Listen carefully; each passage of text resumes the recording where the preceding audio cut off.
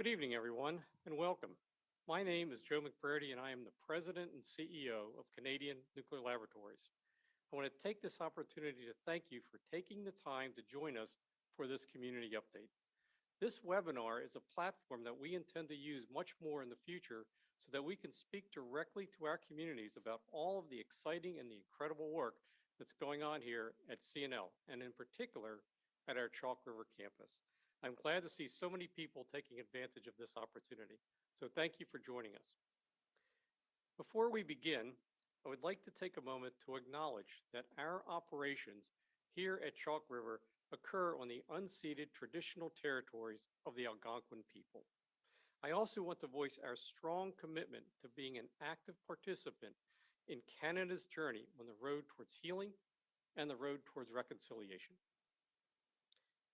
We decided to hold this webinar because there are some really big and some really exciting things happening at the Chalk River Laboratory campus.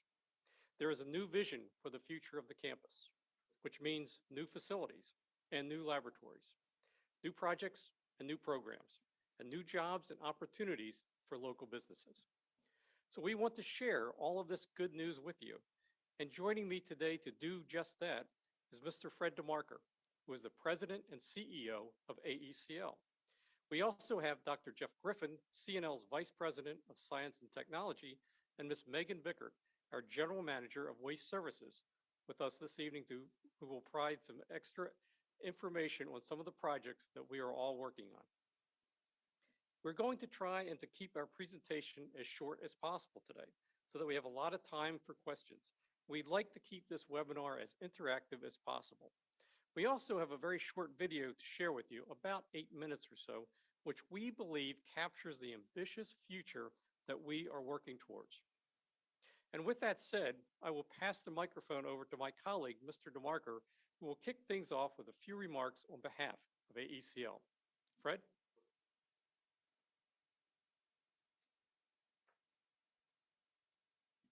Thank you, Joe, and good evening, everyone. Bonsoir à tous, et merci de vous Good joindre. evening, everyone, and thank you for joining us virtually. Like Joe, I want to acknowledge our commitment to healing and reconciliation, which is a responsibility that I personally and all my staff at AECL take very seriously. For many people in Canada, the history of Indigenous people is one that invokes anger, shame, frustration, and sorrow.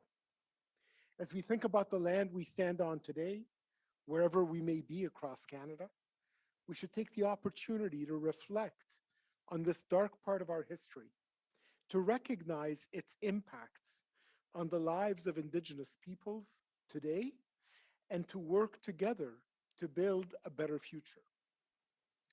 In Chalk River, where I am located, I acknowledge the land I stand on is the unceded territory of the Algonquin Anishinaabe people.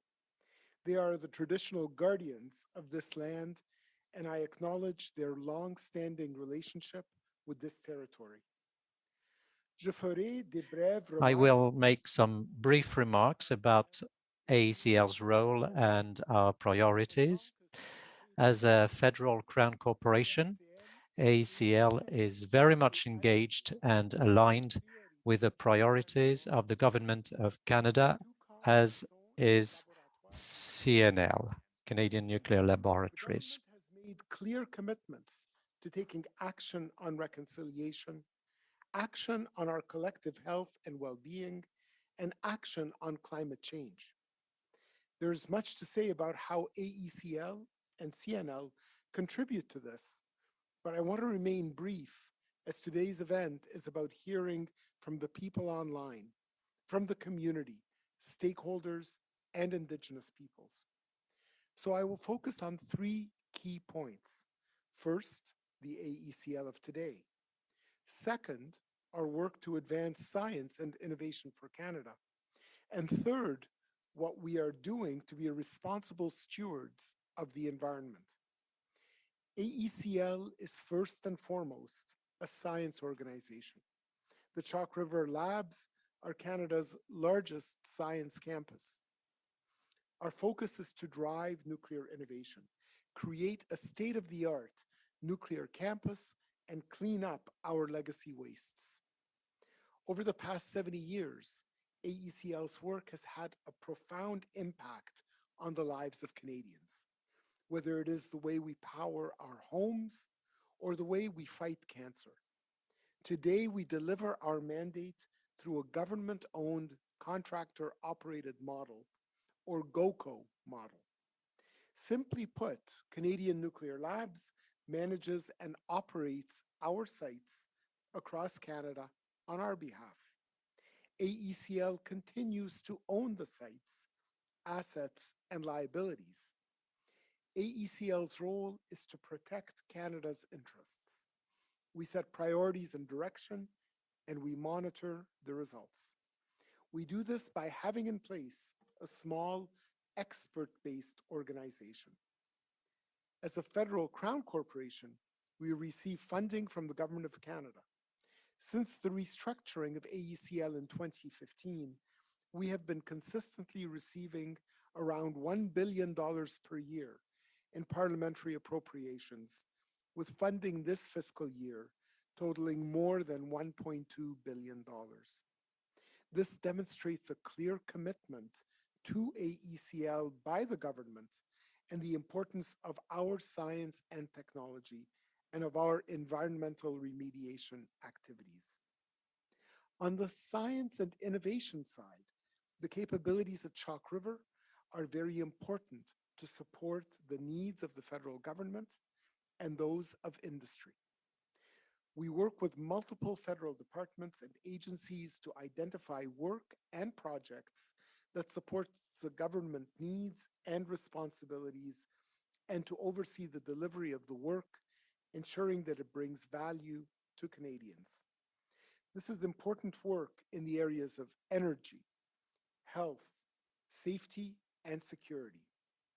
Through the science conducted at Chalk River, we help federal departments develop programs, policies, and regulations.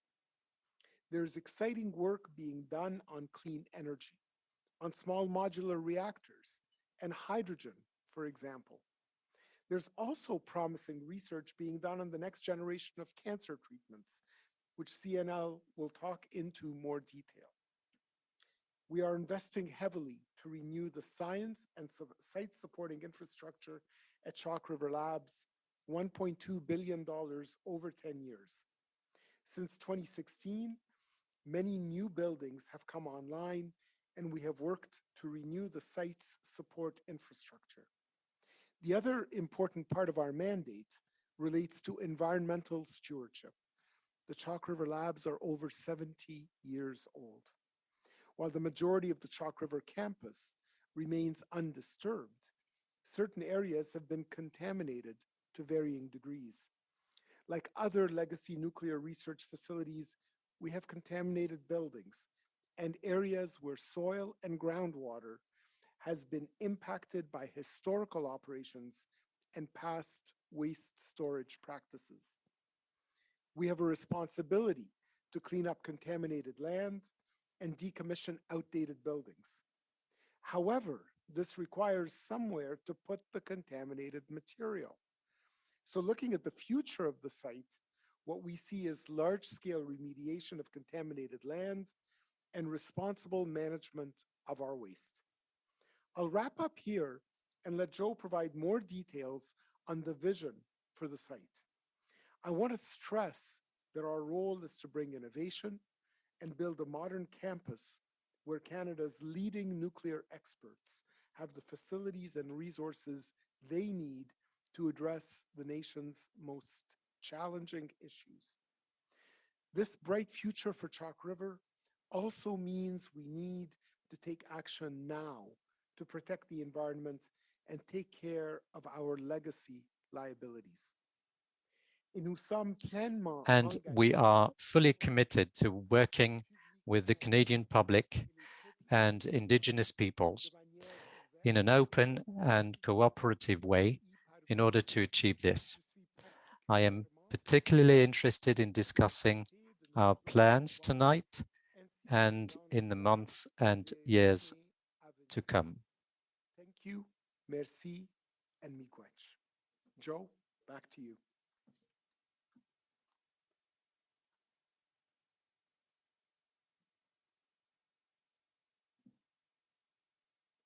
Fred, thank you very much for those remarks. We certainly appreciate it.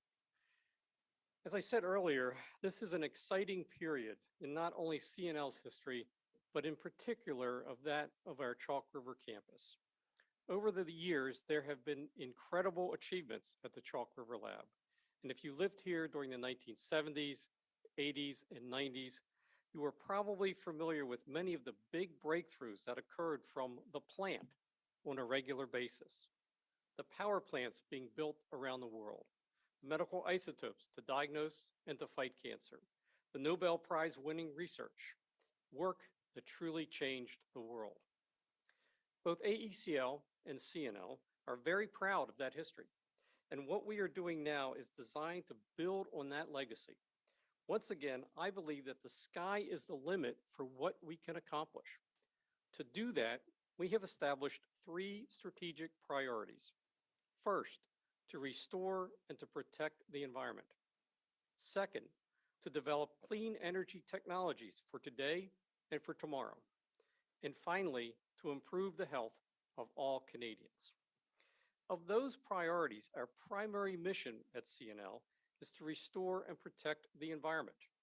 While the history I spoke of has brought immense success to Canada and to Chalk River, it has also created legacy nuclear waste that must be cleaned up at all of our sites, including contaminated soils and old buildings. While these materials are being safely managed for the short term, permanent solutions must be implemented. In 2015, we began the cleanup of the Chalk River campus, which encompasses a variety of nuclear waste materials, including nearly 200 structures. Some of those structures date back to the 1940s. Today, I am very proud to be able to tell you that over 100, actually 105 of these structures have been safely remediated. Where will that waste go? Well, that itself is another one of our responsibilities, to develop and to implement solutions for these materials that can truly stand the test of time. Solutions that protect our workers, the public, and our precious environment.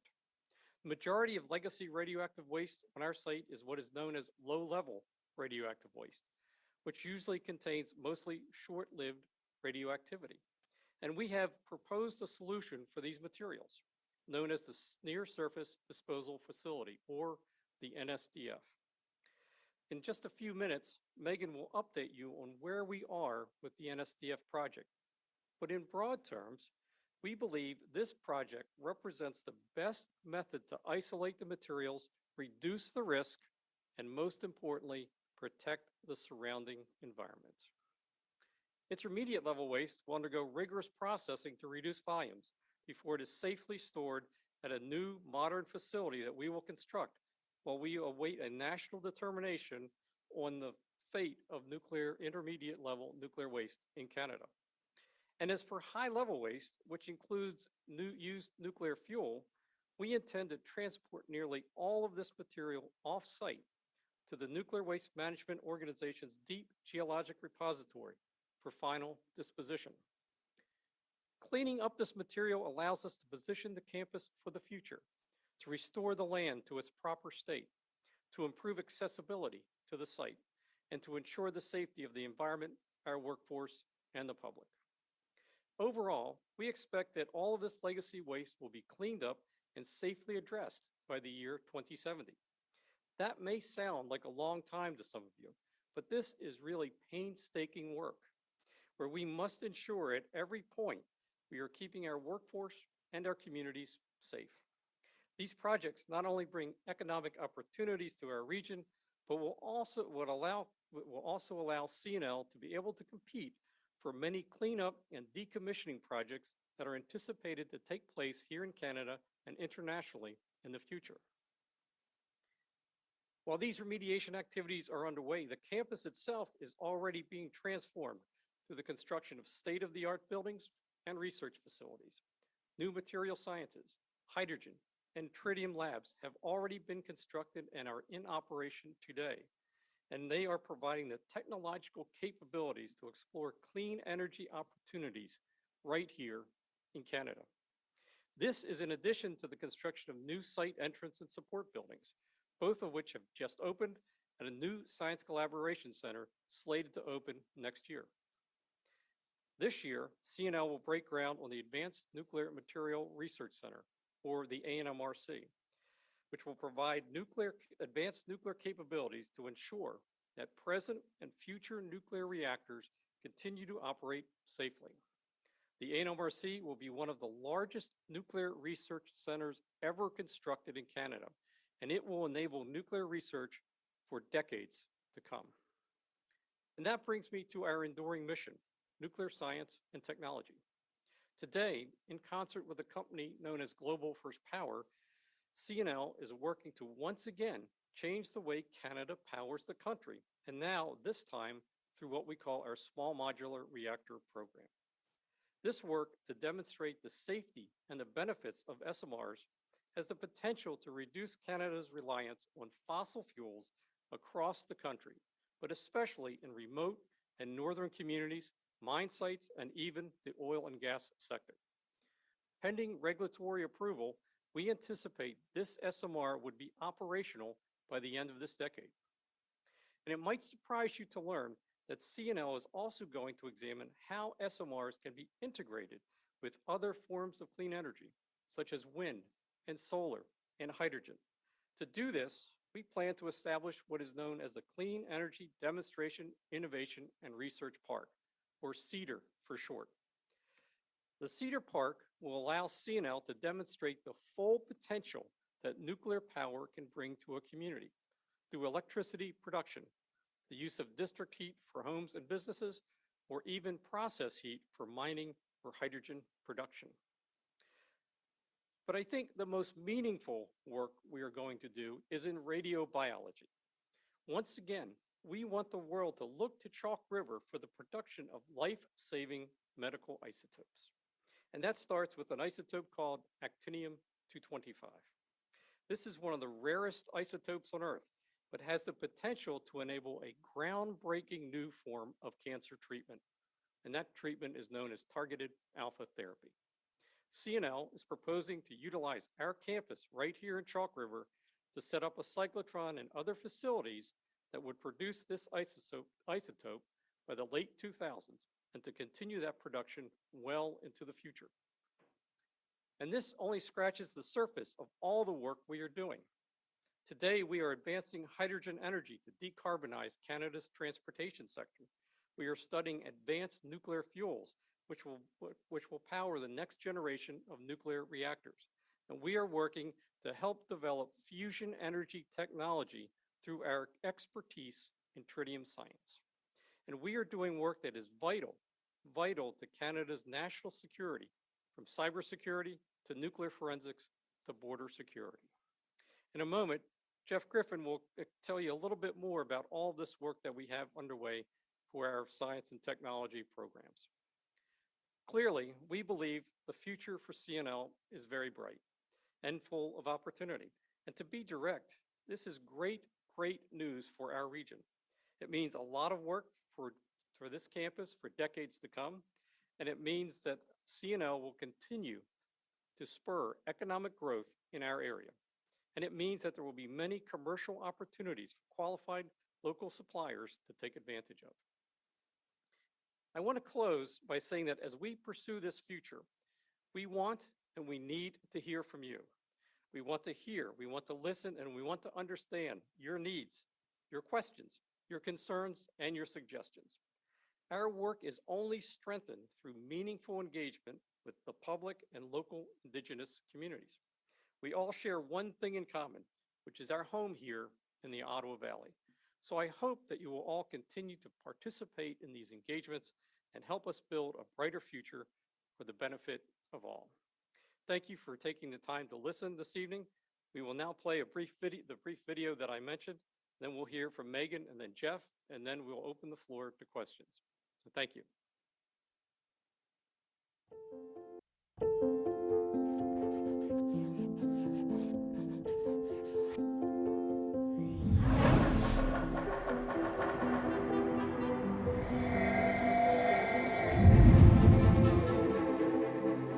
Imagine a world without cancer, a world without climate change, Imagine a world of infinite possibilities, where we've learned how to harness the power of the sun and eliminate global energy poverty by electrifying the planet with clean and abundant power.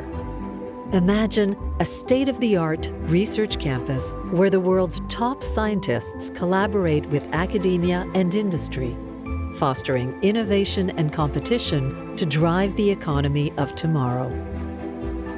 And imagine industry partners bringing their toughest challenges to CNL. At Canadian Nuclear Laboratories, this is our vision, and we get up every day to do what it takes to make this vision a reality. Imagine the cleanup of legacy facilities and contaminated soils, safely remediated and contained using the latest techniques, and a sustainable plan to deal with future waste.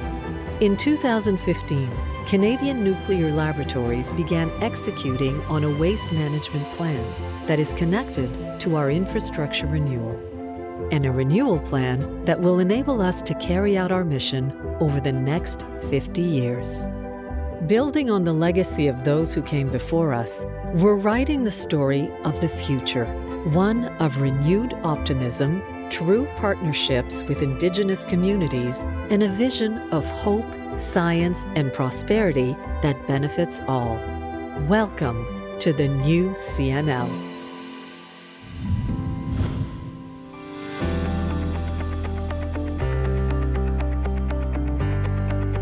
CNL is the manager and operator of the Chalk River Laboratories, owned by Atomic Energy of Canada Limited. Situated in the Ottawa Valley on the unceded territories of the Algonquin peoples, the site is home to some of the world's most talented nuclear scientists and researchers. Early on, we initiated an environmental remediation program to accelerate the cleanup of historic waste at the Chalk River campus. We've already accomplished so much, including decommissioning old and outdated buildings, research facilities, and infrastructure. We've also safely demolished over 100 structures at the campus, remediated contaminated soils, and made great strides in retrieving and recovering legacy waste. Looking ahead, CNL will modernize how we safely store waste until final disposal. High-level waste, which is currently in safe storage at multiple AECL sites, will be retrieved and eventually moved off-site to a disposal location selected by the Nuclear Waste Management Organization. And the proposed near-surface disposal facility, an engineered containment mound designed to safely hold 1 million cubic meters of AECL's low-level waste, will round out our integrated waste strategy. Through this work, we are reducing risk to people and the environment while setting the stage for the promising future that lies ahead.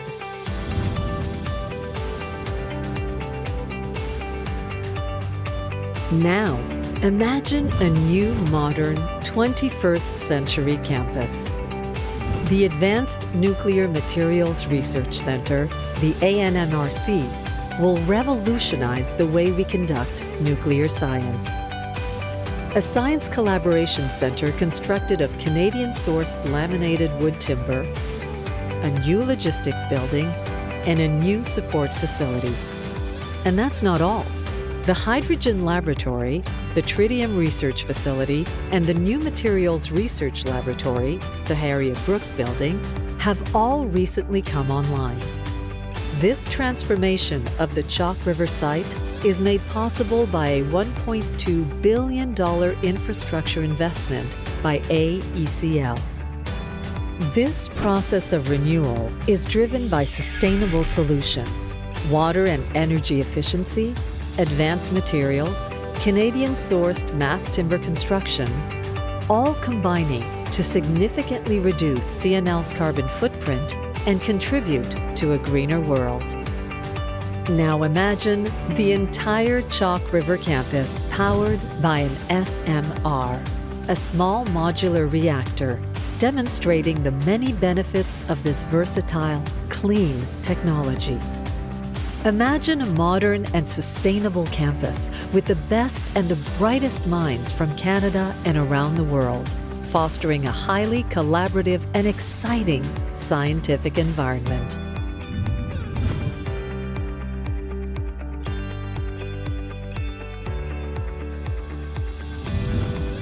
CNL will lead Canada's efforts towards a net zero carbon future, supporting the CANDU fleet now and into the future. Next generation nuclear reactors and fuels and advanced fuel fabrication will be enabled by the Advanced Nuclear Materials Research Centre, and we will remain a government partner to ensure a safe and secure world, leveraging science to improve border security, counterterrorism, and non-proliferation. Now imagine by 2030, SMRs producing clean and reliable power for remote and northern communities because a prototype was demonstrated at a CNL-managed site. Imagine hydrogen science leading clean transport fuels, and tritium science enabling humanity to harness fusion, the power of the sun. And imagine a clean energy demonstration park to show the world how all of these forms of energy, wind, solar, nuclear, and hydrogen, can work together to achieve a net zero world. And now, imagine a world without cancer. Targeted alpha therapy and actinium-225 research is well underway. Our work in this area enables CNL and others around the world to carry out the critical trials and research needed to move this promising medicine into a real possibility. New investments into production capabilities will bring hope to patients around the globe. We have the ingenuity, and with the right partners, we will execute on our mission.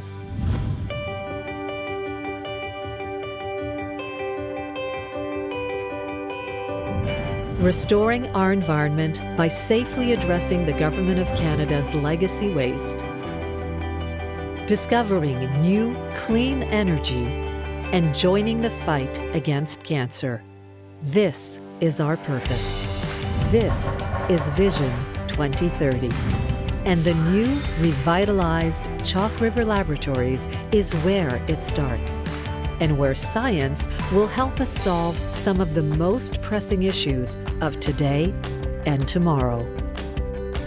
Canada is in great hands with AECL and CNL at Chalk River.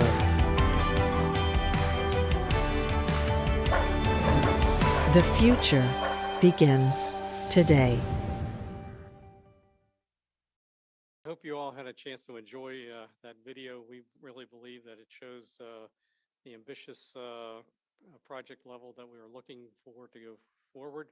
And I hope that that provided some insight into where we're going for everyone. I would now like to turn it over to Ms. Megan Vickert, our General Manager for Waste Services, to tell you a little bit more about our Near Surface Disposal Facility, or NSDF project. Megan, over to you. Thank you, Joe. Hi, everyone. My name is Megan Vickard. As Joe mentioned, I'm the General Manager for Waste Services here at the Chalk River site. I am delighted to be here tonight and would like to provide you a short update on the Near Surface Disposal Facility, or otherwise known as the NSDF project. CNL has applied to CNSC to construct the NSDF here at the Chalk River site. It is an amendment to our existing site license to add NSDF as a new Class 1 nuclear facility for the safe disposal of solid low-level waste. As Joe has mentioned already, the NSDF is one of our proposed solutions for where the waste should go. Since 2017, the proposed NSDF project has been under rigorous review by the CNSC. It has been the subject of a federal environmental assessment. Last summer, the CNSC deemed all of CNL's environmental assessment and license application documents acceptable. This was a key step within that EA process. Last week, the CNSC sent out community flyers, providing further details on how the public can participate in the upcoming two-part commission hearing. That first part will take place on February 22nd. The second part will begin on May 31st and is expected to last 2 to 3 weeks in order to hear interventions from Indigenous communities and the public, as well as our industry stakeholders. Should CNL's application be approved by the Commission, construction of the facility is planned to begin in fall of this year. The Ottawa River is an integral part of all of our lives. Many of us have lived and worked in the Ottawa Valley for years. We have a vested interest in keeping the river safe. This is why the NSDF represents an increase in safeguards to protect the Ottawa River. The design of the engineered containment mound and the dedicated wastewater treatment plant are proven technologies. We are utilizing operating experience from other sites that have executed similar large cleanup missions, such as the one we have here at Chalk River. With our highly skilled workforce and our excellent safety track record, I can confidently say that CNL is fully equipped to proceed with the construction and the operation of this key enabling waste facility. We have done our homework to support the conclusion that NSDF will protect the public and the environment during every stage of the facility. This is a key message that we've been communicating about the proposal for many years. Indeed, we have been engaging the public and Indigenous peoples on this project for the last 6 years. There have been many and varied opportunities to participate. With respect to Indigenous communities and organizations, CNL has committed to provide support for participation in the environmental assessment process through contribution agreements. This is our commitment to support their involvement in every phase of the project. Today's webinar continues to represent an opportunity to ask questions and get the facts from CNL, who is the proponent for this project. So in summary, why should we be saying yes to NSDF? Because it demonstrates that waste is no longer a problem that the nuclear industry does not have a solution to. Because it's a clear way for continued research to help advance nuclear technology for the benefit of all Canadians. Because it enhances the protection of the Ottawa River. This is the time to get involved in the process and express your support.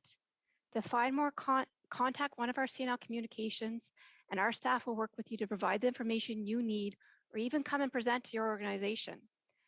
Everyone is also encouraged to go to our dedicated project webpage at www.cnl.ca/NSDF. Pledge your support.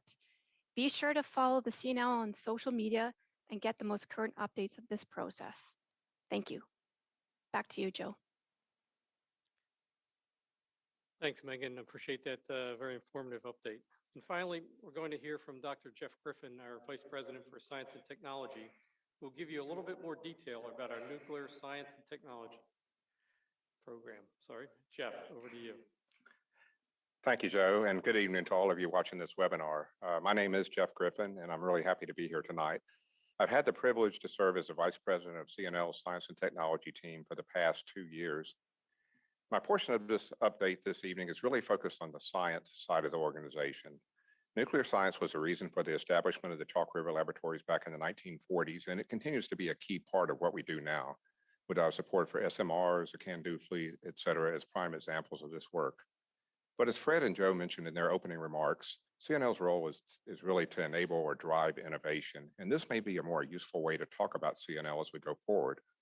More broadly, I see CNL's role as being problem solvers to help carry ideas and concepts to execution, deployment, or use, solving big problems for Canada and Canada's interest. We do this through partnerships and collaborations with government, universities, industry, and other national laboratories, working to bridge the gap between innovation and deployment of those innovative ideas and solutions. I think this is where the sustainable future for CNL lies, working for and with partners to tackle big challenges.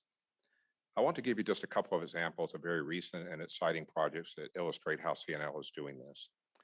The first, the CNL's vision is to serve the world as a global hub for small modular reactor or SMR research and technology, which includes the siting of the demonstration unit built on a CNL managed site, as Joe and Fred have talked about. In 2018, CNL launched an invitation to vendors to site an SMR at a CNL managed site. In doing so, SMR vendors are able to benefit from the existing nuclear infrastructure and programs here, CRL, and gain more direct access to CNL's expertise. This reduces both technological and financial risk for these private sector parties. We now have 4 technology developers at various stages of our invitation process. The furthest advanced that Joe talked about earlier is Global First Power, or GFP. They've actually begun licensing activities and are seeking to construct and operate a 5 megawatt electrical micromodular reactor on the Chalk River campus. They are making steady progress toward their goal of first power in the coming years, and I would encourage you to visit their website for the full details.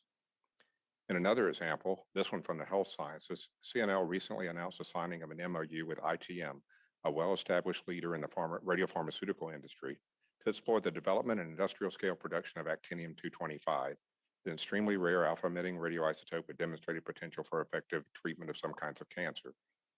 Given the potential of actinium-225 as a cure for a variety of cancers, the demand for this isotope is expected to grow and grow rapidly. The current global production of actinium is approximately 3 curies, but in the next 2 decades, market demand is expected to be approximately 100 times this or more. This creates a very strong market opportunity, and there are only a handful of organizations that are presently equipped to capitalize on it. CNL has the attributes and the potential to step up to this inspiring challenge and be very successful. While today we are producing small amounts of actinium-225 through milking a thorium generator, for higher volume production, we will need to use an accelerator-based production method. Our vision for the coming years includes the construction of a 24 MeV accelerator facility for this purpose. Chalk River Laboratories has 7 decades of experience in the development, production, and transportation of radioisotopes. These capabilities, when connected with ITM, a private sector partner with extensive experience in the commercial sale and distribution of radiopharmaceuticals, helps to remove obstacles which have slowed the large-scale adoption and commercialization of alpha therapies. So these are just simply 2 examples that illustrate the critical role that CNL plays in helping advance technologies, solutions, and projects from the early stage drawing board right through to solutions. Again, we have plenty of time for questions, so please send them in. And with that, I'll turn it back to Joe. Thank you, Jeff. And that's it from us. And now we would like to hear from you. If you have any questions for either AECL or CNL folks, you can type them in on the screen and submit them that way.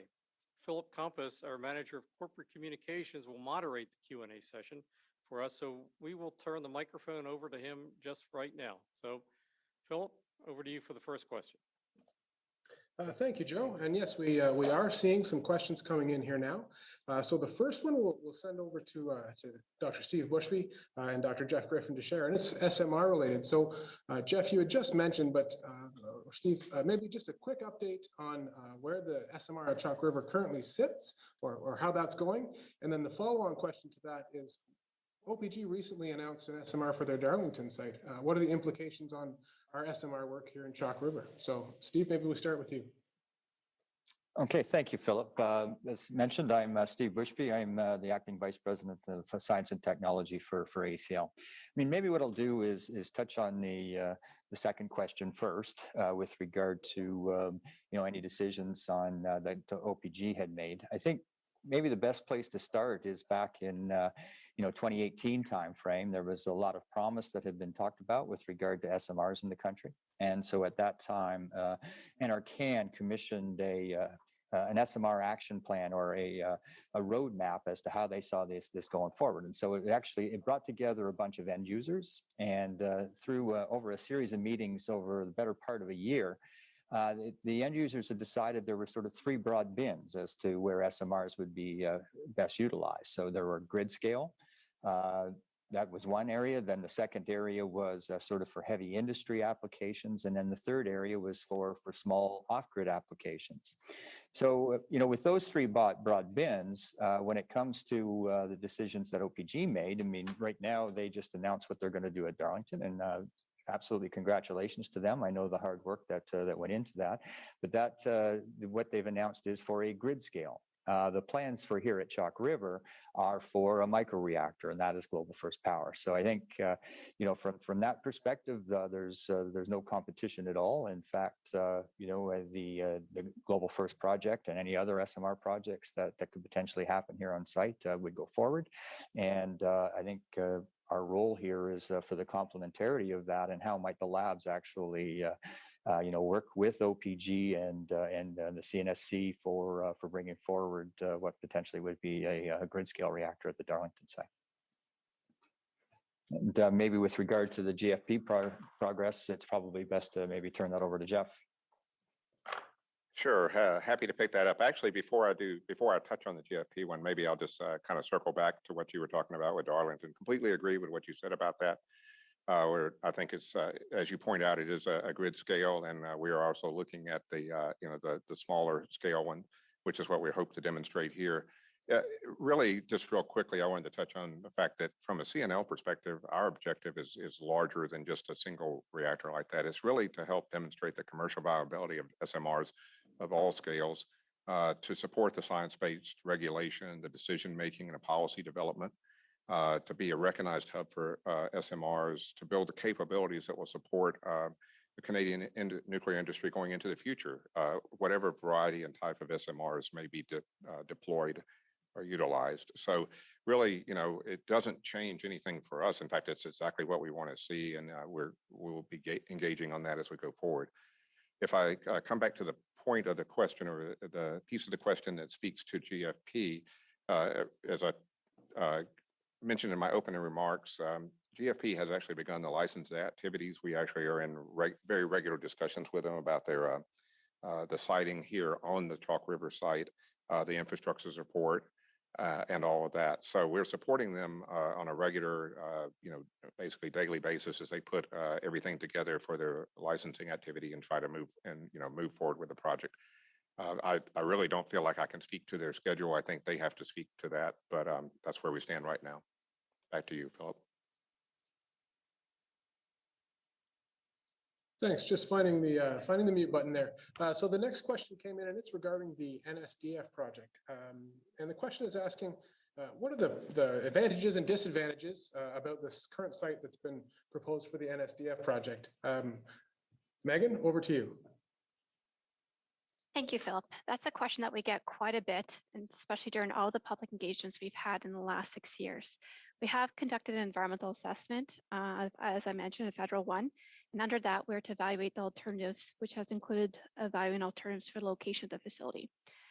When we evaluated it, the Chalk River site was selected as the preferred option for the disposal of our low-level waste, because it was AECL and CNL's preference that we site the waste disposal on a land that's currently under federal ownership, and because the Chalk River site is an enduring mission and the vast majority of our waste, up to 9%, already exist here. So that was one of the reasons we cited at the Chalk River site. The site selection process then looked at the number of sites we had on the Chalk River site. We looked at 15 potential sites, and they were initially screened against mandatory criteria, such as minimal aerial area, geologic characteristics, presence of species at risk. And based on this initial evaluation process, we identified the current site that we've proposed along what we call East Matter Road, and as well as an alternative site. Now, when you look at those two sites, I know it's not obvious when people are looking at our EIS. It looks like the site that we have is closer to the river compared to the alternative site. But what really matters is that the current site was selected because it is a bedrock ridge that naturally forces the groundwater actually away from the Ottawa River, and the groundwater transit time is much longer to get to a surface water body than the alternative site. Now, the NSDF is going to be designed to protect against any leakage to the environment, but we thought that that was an important concept as far as groundwater monitoring in the outer years goes. The current site is also located closer to services on our site and closer to the main campus where a lot of the low-level waste will be generated. Biodiversity studies are also very important here at Chalk River site, and the current site we selected, we knew it would minimize the impact to species on our site. Now, with respect to disadvantage, I would say the only disadvantage is that the current site has a limited footprint, so it constrains for any further expansion. There's setbacks from wetlands that we have to respect, and we also respect that because it's on a bedrock ridge, we've designed it to ensure that the height is a limitation to make sure it's not visible from the Ottawa River. So what that means is that we cannot, it's unlikely that we'll be able to expand it beyond 1 million cubic meters because of these footprint constraints. What that represents then is CNL really needs to treat it as an asset and making sure we're applying the best waste diversion principles that we can to make sure that we're using that space very efficiently and effectively. Any more information that you might want on the alternative means and the siting location, it can certainly be found on our project website. Thank you. Okay, great. Thank you for that, Megan. And you're not off the hook just yet. We had another question regarding waste, and that was more around the storage of high-level waste. Understanding that some years ago, we took the fuel waste from the NPD reactor, and it's been temporarily stored in canisters. The question was about the monitoring and condition of those canisters. Thanks, Philip. Yes, back in the 80s, the used fuel from NPD was transferred to the Chalk River site, and it's been in fuel canister storage here at Chalk River ever since as part of our license footprint. So we do perform regular inspections of these canisters, both for visual inspections, looking for any signs of cracks or deformation in the concrete. And we also perform rheological monitoring on these canisters. That includes rheological surveys such as ambient radiation fields and air sampling. And that way that helps us verify the integrity of the baskets where the fuel is located within the canisters. We have not seen any readings that would cause any concern, and all of our monitoring reports or monitoring results are reported to the CNSC as our regulator. So right now there's no indications of the canisters any issues, and we continue to monitor them regularly and manage them under our aging management program as well. Thank you for that, Megan. So the questions are coming in fast and furious here now, which is great to see. I'm glad people are interested. The next question perhaps will go to Mr. DeMarker. There were several questions online asking about a new neutron source, a new research reactor, a facility in Chalk River. Comment on that, Fred? Thanks very much for that question, Philip. It's a great question because it acknowledges the great work that's been done over the past many decades with the research reactors that we've had here at the site. They've contributed enormously to advancing nuclear technology, including the advancement of CANDU, materials research, production of medical isotopes, and so on. Now, at this point in time, we don't currently have plans for a new one, but we are looking at options. And we have mitigation plans in the interim as we look at options. And I'll hand it over to Joe to talk about those plans and options work that we're doing. So, Fred, thank you very much for that part of the question. And I think it's important to understand that there is a neutron gap. And there is a neutron gap that exists today in Canada following the shutdown of the NRU reactor. And neutron science, for those who may not be overly familiar with it, is an incredibly important aspect of imaging and material science to be able to determine the qualities and characteristics of material, but also from the esoteric parts of science. We have already started some small scale studies to look at what the future could be, what the needs are in Canada for neutron irradiation and neutron sources, and also to determine, there are different types of neutron science and neutron activities that we are looking at. And so options that we have on the table are potentially a new reactor into the future, or potentially, looking at other activities where we could be a partner, a large partner in a reactor someplace else. But what I would tell you is any neutron source irradiation for Canada somehow has to involve Canadian Nuclear Laboratories and the Chalk River site. The expertise, not only of our scientists, but our engineers and technicians and our site staff with the 70 years of experience makes CNL and the Chalk River site a perfect location if we choose to go down that path. So I think it's an exciting topic. It's one that requires further research and study to determine the best possible and the most efficient and effective use of funds to advance neutron research in Canada and throughout the world. Thank you, Joe. And another question coming your way, at least to start. Sarah is asking online, what are our projections in terms of business and commercial opportunities for the coming year or years ahead? So when we look at some of our largest commercial opportunities, we've talked about one of them this evening already, and that is the actinium-225 radioisotope production. So in similar fashion to our Molly 99 program and cobalt programs in the past, we believe that actinium-225, which if for the foremost is a life-saving cancer drug.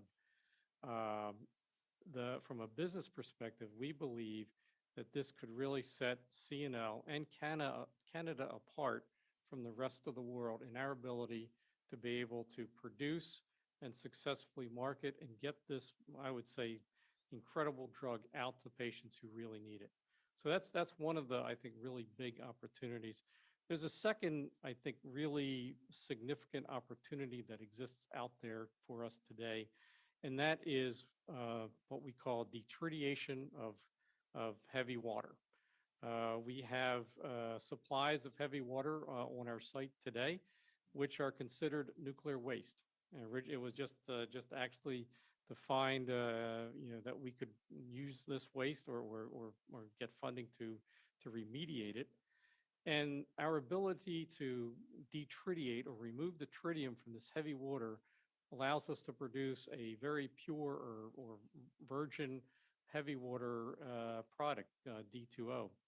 This product has unique characteristics, both chemical and physical, that are very advantageous to multiple industries, including the semiconductor industry, the electronics industry, and even the pharmaceutical industry. And we believe that advancing this type of business into the future will only solidify our business opportunities. And I would also say that in our traditional support of the CANDU fleet, we're continuing with great guns there.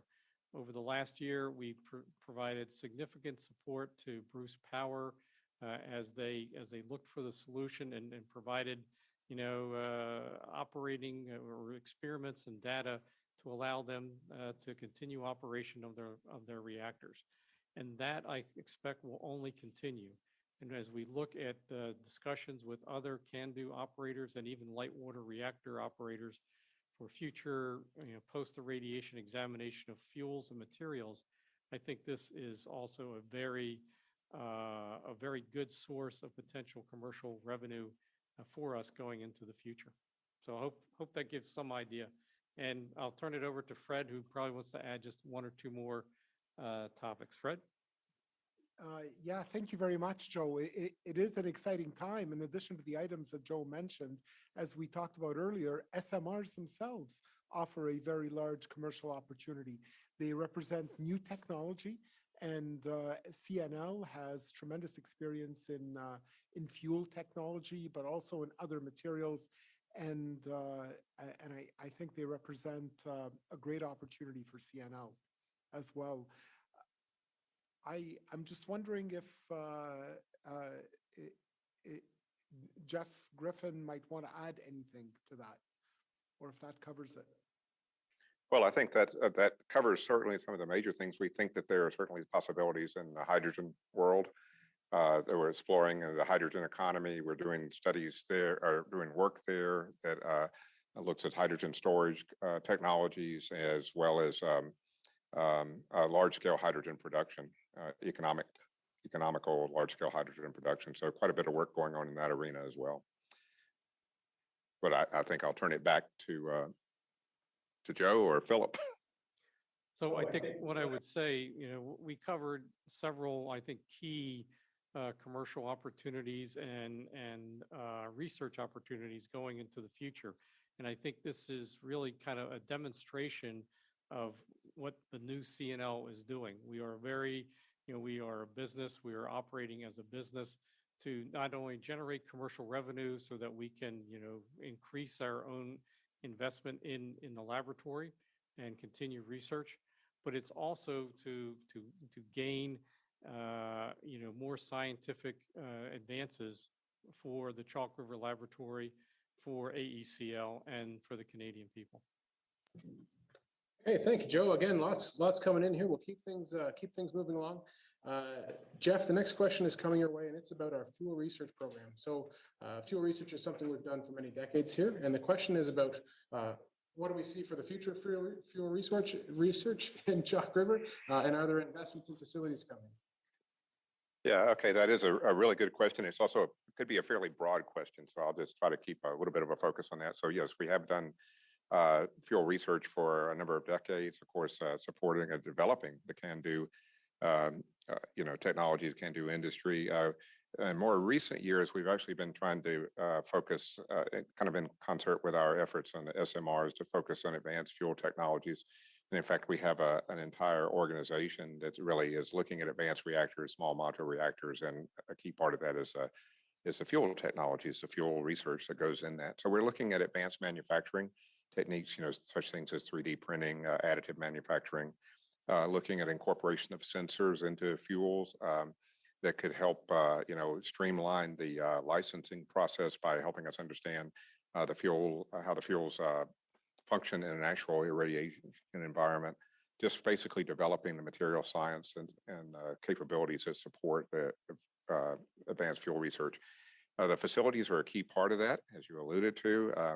So Joe mentioned earlier the Advanced Nuclear Material Research Facility, ANMRC, or center, I guess, that will break ground on this year, and that's really going to be a key capability. We have the capability now in some of our older buildings, and really this new facility will really allow us to advance this, I think, in a really good way, both for the irradiated fuels as well as for what we call fresh fuel, or the fuels that haven't been irradiated yet, but the ability to do studies on those and develop some of the things I was talking about earlier. So I hope that answers the question. I'll turn it back to you. It does. Thank you, Jeff. Absolutely. Next on the in the hot seat, we're going back to Megan Vickert. Megan, the question is asking, what are the cap and liner materials you're planning for the NSDF? Could you provide a description of those? Sure, that's a great question. The cap and liner system is a combination of natural barriers and engineered system to make sure that they behave to limit the precipitation from infiltrating into the waste. So we do have geosynthetic clay liner on the top, but a compact clay base liner on the bottom. We have a high density polyethylene geomembrane liner in both the cap and base liner. The base liner has a double liner system. The first layer to be the primary leachate collection, and then the secondary system underneath to detect and collect anything that might get through the primary leachate collection system. So what I do want to note is that the engineered containment mound and these liner systems have been designed to have a 500-year design life, which is reflective of how long they need to contain the inventory within the facility. Now, we have worked with academia, Queen's University and Dr. Carrie Rowe, to make sure that we put these materials through a testing program to demonstrate that they can meet that design life of 500 years. And the results of some candidate materials have been very encouraging, that they've exceeded that expectation, and we expect them to have a service life more along the lines of about 2,000 years. Back to you, Phil.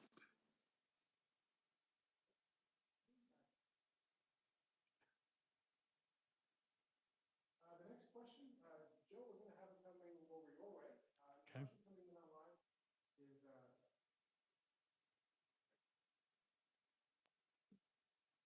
am I unmuted? Coming through now? Okay, the question is about workforce. And these are certainly grand and ambitious plans. What are we doing to make sure that we can attract and retain the talent that we need to execute on these plans? So that's a great question. We've talked a lot about the investments in the infrastructure of the site, the $1.2 billion of infrastructure support money. But we haven't necessarily talked about what we're doing from a people perspective. And over the last couple of years, we've looked very closely at our workforce and how we need to build that workforce for the future. And that future workforce is going to be probably a little bit different than it is today. So when we look at this, we have developed what we call a workforce enabling set of initiatives. One of those initiatives is our talent management or talent acquisition or recruiting initiative. And for this, we're looking ahead for what the workforce of the future is going to look like. We know from an environmental remediation management standpoint that we will be cleaning up this site for the next 40 to 50 years. But as time goes on, the set of skills that we will need in each of those areas may change slightly. So we want to make sure that our workforce is engineered and is ready to be able to conduct the new different types of cleanup, for instance. We are also looking as potentially a pilot project as we become more adept and familiar with nuclear D&D, to be able to look at these abilities to be able to outsource them. Or I'm sorry, not outsource is the wrong word. Is to be able to use these capabilities to actually do D&D across the country at some other decommissioning sites. We think this is a very important thing. One thing I would like to touch on from a recruiting standpoint, when we look at these new areas that we are getting into for actinium, for SMRs, advanced fuel, these will require, in some cases, a different set of skills. And we have worked very closely with our human relations side of the house to make sure that we have thought ahead into what skill sets we will need to be able to fulfill that mission. And not only as the project starts, but more importantly, as a project matures into operation. And that could be for the actinium project, the detritiation project, or our support for the SMR and then clean energy world. So I think it's really important that we touch on that. And I think there's another facet that we need to make sure that we discuss, and that's our efforts in diversity, equity, and inclusion. You know, the onus is on us to make sure that we are an inclusive workforce and that we are recruiting across the board to get the best talent, but we can actually open our minds and open our recruiting capabilities to look across the entire board. And that's probably something that we at CNL probably have not been as strong as we could have been in the past. And I think as I look at it going into the future, you know, with how industry has changed and shifted, this is an incredibly important, and I think it's a valuable tool which you know, allows a whole additional group of folks who were not necessarily familiar with the nuclear world to actually be part of our workforce. And I think it's exciting. And when you can bring in more of a diverse environment and diverse thoughts and cultures, it actually improves your ability to think, to project plan, and to execute. So when I get, you know, when I look at that, I think that's, you know, a lot of the stuff that we are trying to do here. It's, you know, it is a, you know, everyday effort to make sure we do this and we do it right. Okay, thank you for that, Joe. So the next question I'm going to send to Kristen Schroeder. Now, Kristen's not in the room itself, so forgive us if there's a bit of a pause before he picks up. But Kristen, the question that's coming in online is asking about ERM. In particular, the question, if I pull it up here, there are estimates that worldwide nuclear decommissioning services market will approach $9+ billion by 2027. I can't verify the number, but that's the question. How is AECL or CNL going to leverage their expertise to tap into this? Yeah, thanks for that question, Philip. So my name is Kristen Schroeder. I'm the Deputy Vice President for Environmental Remediation Management. So currently, we have approximately about 1,300 people, staff working on environmental remediation management projects. And we are, you know, so we have a large workforce in Canada that are learning lots of skills. We are developing talents in this area, and we have the equipment to manage the liabilities and deal with the remediation cleanup that we have at the AECL sites that the CNL is managing for them. As we look out to the future and we start cleaning up our sites, we are actually looking at how can we help the rest of the industry as a whole, focused primarily on Canada, where our workforce is primarily located. Pickering is shutting down in the next 5 years, and there's opportunities for decommissioning in the horizon there, where CNL has a great opportunity to help to support that. But we are also looking internationally now at decommissioning projects. We are currently supporting a reactor segmentation project in Germany, with some of the expertise that we have within our company. So I think there's a lot of opportunities that are there now. We're focused heavily on the AECL mission, but as we continue to clean that up and move that forward, we're also looking at opportunities to add value to the Canadian nuclear industry as well as international. Back over to you, Phil. Okay, thank you for that, Kristen. So I do have a related question while we've got you on the line here. So the individual was asking, you know, with over 100 buildings already decommissioned here in Chalk River, what's next on the horizon, particularly noting the NRX and the NRU reactors? Comment on that? Yeah, good question. So as Joe mentioned, you know, so it was 100, we're probably up to about 105 now, maybe 106. And we're really focused on some of our high hazard facilities, some of our active chemistry radiological laboratories within our kind of controlled area or radiological area at the site, specifically looking to NRX and NRU. So we have launched our NRX decommissioning project. So you would have potentially seen some videos starting to show up on LinkedIn or Facebook, but we are currently in the sort of characterization or initial decommissioning planning stages of that project. And we plan to have that reactor facility finished in the next 10 to 15 years. NRU, it shut down in 2018, and we just recently actually completed all of the activities to put the facility in a safe shutdown state. And we are focused on hazard reduction and some of the decommissioning planning activities there. We haven't formally launched the decommissioning process. That is still a few years away, but we're actively reducing the hazards in the facility and getting ready for decommissioning in the future. Okay, thank you for that, Kristen. The next question perhaps will turn to Fred DeMarco of AECL. And the question is asking about Indigenous engagement, both now in advance of some of these projects, and then once they're up and running. Fred, comment? Yeah, thanks. It's an excellent question. And as I mentioned in my opening remarks, and as Joe mentioned in his, in engaging with Indigenous communities is a priority for us. What AECL and CNL strive to do is build long-term relationships, and that means establishing MOUs, establishing regular ongoing meetings under those MOUs, keeping local Indigenous communities engaged in what the sites are doing so that they are aware at the earliest stages what the activities are, and they have an opportunity to contribute.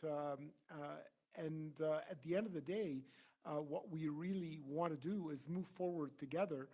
And for us, that means starting together from the very outset. I'll turn it to Joe, and he can elaborate on some of the work that CNL is doing more specifically. Fred, thanks very much for that. And I think, you know, we have learned a lot of lessons as over the last few years as we have gotten into the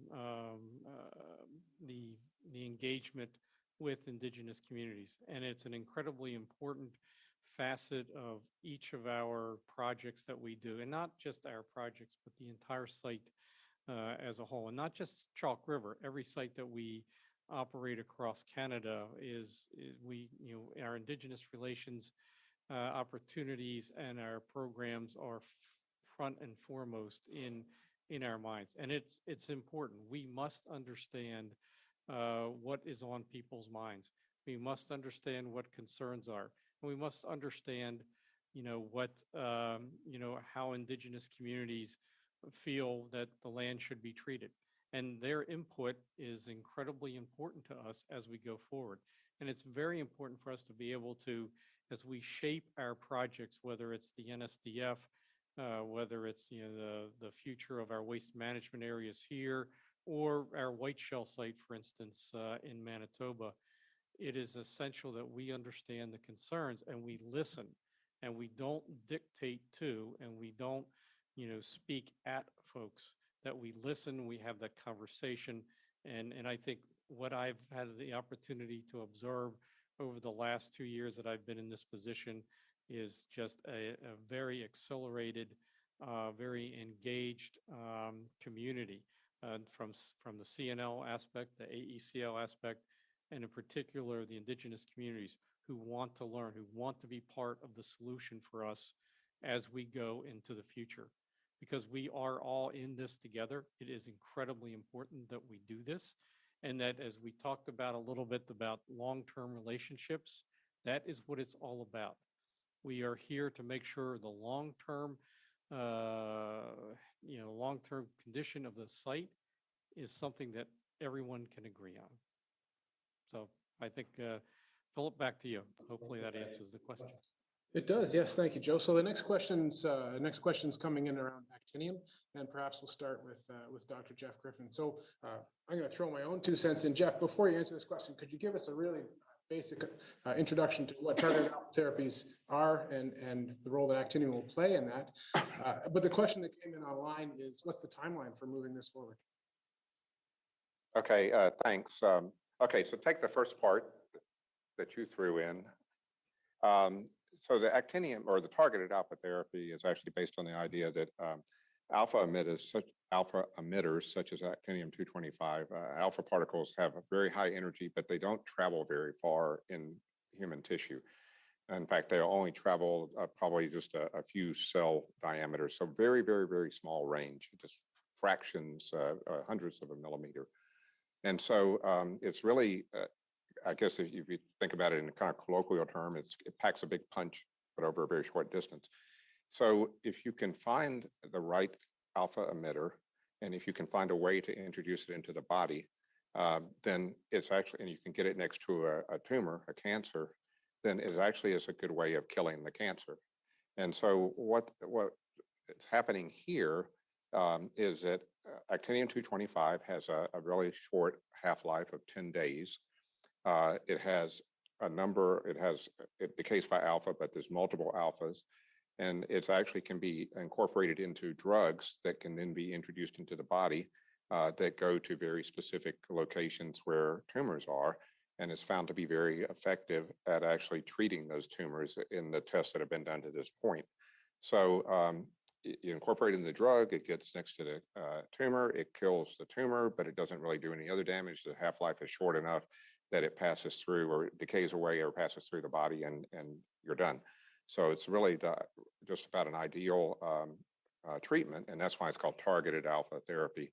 But of course, as Joe and others have talked about, it's very difficult to get hold of to make it, and the short half-life, of course, doesn't help. So the idea here is that, as I've said earlier, that we're going to move forward with try to move forward with a large-scale production, and we're working with others on that. The target for doing that, I don't think an exact date yet, but it's in the next 3 years, basically, as we try to move forward, 3 to 4 years or so to move forward into the larger scale production.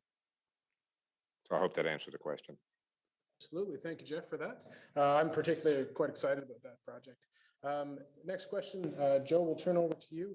The question that came in online is, this is an exciting couple of years ahead. What does it mean for local businesses, local supply chain? So I think this should be a very exciting time for our local businesses and supply chain, not only in the Chalk River area, Renfrew County, but Eastern Ontario as well. When we look at the potential projects that we have that will be underway from the NSDF, several other large ERM facilities, the NMRC, Actinium SMR Research Park, et cetera, we're talking, a large amount of construction. We'll just talk construction for a second here. And the ability for the local supply chain to be involved as subcontractors in those projects, I think, is very good. I think the opportunities for Indigenous communities to be involved as subcontractors and local suppliers for any of these projects is going to be very good. And if I just step back a little bit from the actual construction, because construction has some, certain trades in it, but I really look at, as we go into the future with targeted alpha therapy, or getting back into the isotope market, or getting back, into this SMR demonstration, I really believe from a high-tech standpoint, we can draw high-tech jobs into the Ottawa Valley, and that businesses here in the Renfrew County area in particular, or Eastern Ontario, can really take part in. And as we look at the supply chain, we're still battling, and we will be battling for quite a while, the impacts of the COVID pandemic, and there are backups. And as we look at, how we will interface with subcontractors and suppliers, I think it's very important. And I think I would just tell you, I think the opportunities for the supply chain to support the growth of the Chalk River campus are enormous. I really do. And I don't think I'm being overly bullish on this. I think, if we are able to allow these projects to come to fruition, not only will we see a great amount of work from a construction standpoint, but the knock-on effects of businesses from these endeavors will only continue to produce great, supply chain results in the Renfrew County area. Okay, thank you for that, Joe. Kristen Schroeder, again, he's just out of the room, but we're going to pull him in here. We got a second. Christian, the question that's coming your way, are there lessons to be learned from decommissioning projects elsewhere in Canada that can be applied as Ontario moves forward with its nuclear program? Yes, absolutely there is. And there's many forums that CNL participates in, whether that be conferences, Canadian Nuclear Society conference that is held annually. We do present papers there. And we also work with our industry partners. We do have a collaboration agreement that's been set up with Ontario Power Generation as they're looking forward to their decommissioning activities on how we can share lessons learned with that, with OPG as they move forward in their planning. We also participated in the COG, Can-Do Owners Group, program to participate in some of the decommissioning. There's a decommissioning peer group that we do participate in and actually chair to help share across our various reactors, our Can-Do owners across Canada on decommissioning planning, on decommissioning or environmental or licensing things associated with waste or decommissioning. So there's a lot that can be shared. I'm not sure, Megan, if there's anything from the waste side. I know you participate in the COG waste program. If there's anything you wanted to share on that front as well. Thanks for that, Kristen. There's a strong connection between decommissioning and waste management. We often go hand in hand. And, there's a strong linkage from as you develop your decommission strategy for your site, you also want to take a look at your waste storage facilities and make sure you're doing your integrated waste strategy and planning and forecasting. And as Kristen's mentioned, we've had plenty of opportunities to engage in national discussion forums with other waste generators and operators, as well as in the international industry as well. Thank you. Thank you, Megan. Thank you, Kristen. The next question will go to AECL and Fred. It's SMR related. So someone online was asking, are other provinces in Canada looking at SMR technology? As a matter of fact, the answer to that is yes, there are. Not too long ago, a few months ago, the 4 provinces, Alberta, Ontario, Saskatchewan, and New Brunswick, the premiers of those 4 provinces signed an agreement to collaborate on SMR development because they see SMRs collectively as a potential solution to climate change. Also, although it is not part of the agreement, Nunavut has also indicated an interest or a potential interest in SMRs. So at the provincial level across Canada, there is interest in SMRs. Okay, thank you on that. The next question is coming to Dr. Jeff Griffin, and it's also SMR related. And the question asks, after so many years of supporting Can-Do and grid scale reactors, why the sudden focus on small technologies as opposed to the larger reactors? Well, I think that there's interest in I guess, how would I express this? The opportunities that SMRs offer in terms of advanced design, the scalability of it. So a small modular reactor, the 2 parts of that term, right? Small and modular means you can, make them in a factory, or the concept to deliver them, set them up, operate them, and then, take them down kind of thing in the future. So It offers a lot of flexibility. And there's a lot of interest from that standpoint. So that's, I think, the big push is that sort of the next generation of nuclear, and the possibilities are just almost endless when you think about it. You can run it as Dr. Bushby talked about earlier. You know, you can run it at the grid scale, or you can run it at you know, individual communities, or support an industrial site. You've got the possibility of taking electrical energy or heat off of them. So it's just a lot of flexibility built into the whole approach. So that's why I think the interest is building right now. Okay, thank you. We had a few hands pop up around the room here. Let's go to Steve first, and then to the head table here. Okay, great, thanks. I think I just to build on what Jeff was saying, I don't think it's a matter of a change in focus. It's actually building on the can-do focus, and certainly within the Fed S&T program, you know, within AECL, I mean, we're going to have can-do operating reactors for decades to come, and so there's an expectation on us is that we're going to keep that expertise and technology. But you know, one of as we go forward, and there are other technologies that are being introduced, it's also important for the national lab to have those capabilities, and so it'll be building on the can-do capabilities and also enabling or hopefully accelerating new technologies to be introduced into the country.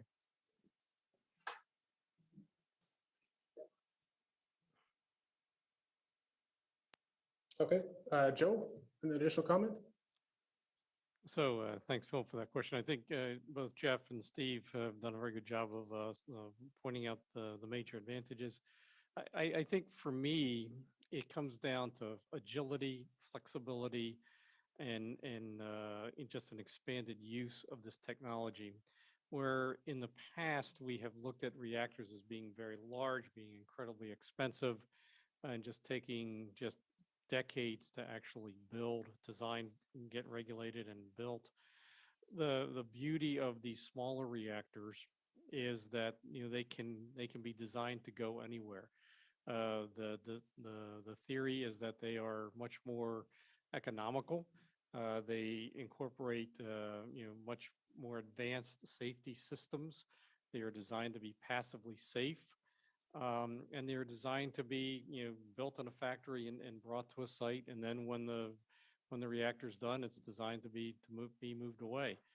I think for me, when I look at this, I look at a lot of the potential upsides for what we would call, what I think, you know, the industry would call micro reactors. And really, that's kind of what the Global First Power reactor that we're looking at here for our site really is. It's a micro reactor. It's about 15 megawatts thermal, 5 electric. But this is a size of a reactor, you know, used by itself or in concert with several of its, I guess, compatriots, could be used in isolated communities where you could actually use it as an autonomous power source to produce electricity, to produce heat, to produce process heat, to produce hydrogen. So you can actually have, you know, in theory, a completely autonomous site for either a mining site or a community which is not serviced today by the grid. And generally, most of these communities today are serviced by fossil fuel or diesel generators. And if you look at the possibility of this, it has great potential, I believe, to do that. So it comes down for me is the economies of it, the flexibility, and the multiple uses that this type of platform actually provides to Canada in particular. Okay, thank you for that. So we have just a couple minutes left. Let's try to squeeze in maybe 3 more questions, one on each file here. Next question is going towards Megan. The question online is asking, what's the status of fuel shipments from Whiteshell to CRL? Sure. What I'd want to start the response off with is recognizing that we do have an integrated waste strategy, and that is posted online. It recognizes that one of our aspects of our strategy is to consolidate fuels here at Chalk River, because that's where most of our used nuclear fuels reside. And so as part of our strategy, we want to optimize and make sure that we're making most effective use of the resources we have. The amount of fuel waste that we have at White Shell is low. It's probably only about 10% of the total inventory of ACL's fuel waste inventory that CNL has to manage. So we are planning to ship and transfer fuels from White Shell. We have safely transported nuclear materials, including waste, across Canada, and repatriated HEU to the States following our current site licenses and regulations like the transport of dangerous goods. So we are planning in the next couple of years to consolidate fuels from White Shell here at the Chalk River site until the NWMO, the NWMO's Deep Geologic Repository is available sometime in the 2050 year timeframe. Thank you, Megan. We'll squeeze in just two more questions. The next question is coming to our science and technology folks. The question was, what are those bubble-looking things I saw in the video? Now, I believe they're referring to Cedar Park and our clean energy park. Dr. Griffin? Sure, I'll take that. I'm glad you explained what that was. So the CEDAR stands for Clean Energy Demonstration and Research Innovation Project. And so the idea there is it's really kind of a concept for a demonstration platform, as the name would imply, for low carbon clean energy systems. It's coupled to an SMR, a demonstration SMR. So the key attributes here of the CEDAR would be that it offers a platform to showcase implementation of technologies, supports development and refinement of technologies, which is exactly, I think it's actually a perfect manifestation of what we talked about earlier as CNL's role, which is to help carry things from concept to deployment. It allows us to demonstrate technologies in an operational environment, allows industry to bring in their technologies and demonstrate them and refine them in that kind of environment, helps support the science foundation for regulatory framework and advances, a lot of potential applications. So, and it's not just for the energy producing technologies, but also for adjacent technologies such as cybersecurity for SMRs, or even the idea of remote support for remotely sited SMRs. So that's the concept behind CEDAR, and we're working, AECL and CNL are working closely together to carry this forward. So I guess with that, I'll pass it back to you, Phil. Okay, thank you. And it's I see it's 8:27, so we're going to squeeze in one more quick question. And the question online was asking, what are some of the differences with the new buildings versus these older dated ones that we're starting to take down? So over to you, Joe, for a comment. Hey, Philip, thank you very much. I think there are a few things you can just say to sum it up. These buildings are energy efficient. These buildings are sustainable.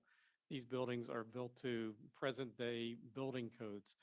The buildings that we're operating in today, for instance, our workhorses, which are our hot cells, were built in the 1950s and the 1960s. The codes and regulations have advanced significantly since then. The buildings today, they are fit to purpose. They are designed so that we can take these facilities into the latter half of this century.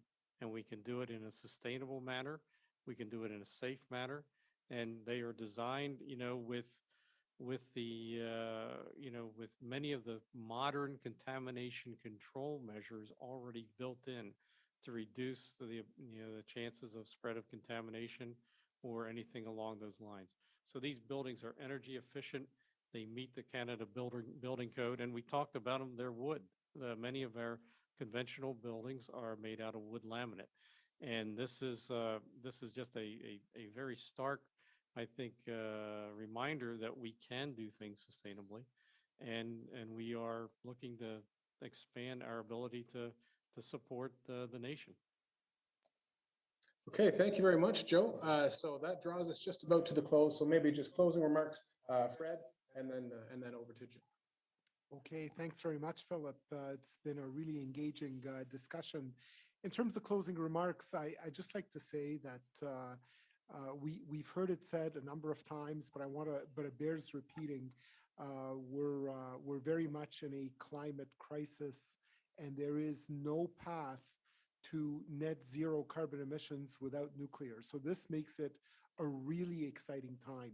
I'm sure many of the people on the webinar have noticed that the mainstream media is publishing more and more articles that are stating the critical role of nuclear and in terms of supporting the path to climate change. And CNL is uniquely positioned to help enable this transition to nuclear. It's going to take new technologies like SMR and advanced reactors. It's going to take existing technologies like enhancing the current CANDU design, which has been a workhorse for this country. And CNL and the work it does at the labs will be absolutely key, not only in terms of advancing knowledge, but in terms of building the pipeline of highly qualified personnel. I'm personally very excited to be involved in all this, to be part of AECL, and to be working closely with Joe and his team at CNL to help make all this happen. And I'm very confident that CNL is, well, it is rising to the challenge today, and it will continue to rise to the challenge to support this transition to net zero. So Fred, thanks for those comments. And I would just tell you to second much of what Fred has said. This is an incredibly exciting time. If we had looked at nuclear energy a few years ago, there was enthusiasm, but today the enthusiasm that exists around nuclear energy to support a clean energy and a net zero economy has it's exploded. And I believe that we are at a crossroads here at Canadian Nuclear Laboratories. That is part of our name, Nuclear Laboratories. We are in the position, the best position to support the industry in going forward. And whether that's supporting OPG and their new reactor that they're going to build, or Global First Power for our reactor, I think it's a very exciting time. And when I look at the enthusiasm that I see, not only from our own people here at our sites, but within the communities, at our host communities in particular, this is, I mean, you see this growing wave of support, and it's exciting. And when I look at the new folks that we recruit into our company, they are excited. It's not the same AECL or Chalk River or CNL that it was 3 years ago. We are re-energized, we are rejuvenated, and people are excited to be delivering this mission. And yes, there are many unknowns in the future before us. But what I see is this enthusiasm, this energy, this passion that exists inside the folks who are here. They're coming to work every day, and they are making a difference. They're making a difference in even some of the smallest things that you can imagine. But those small things all add up to big things.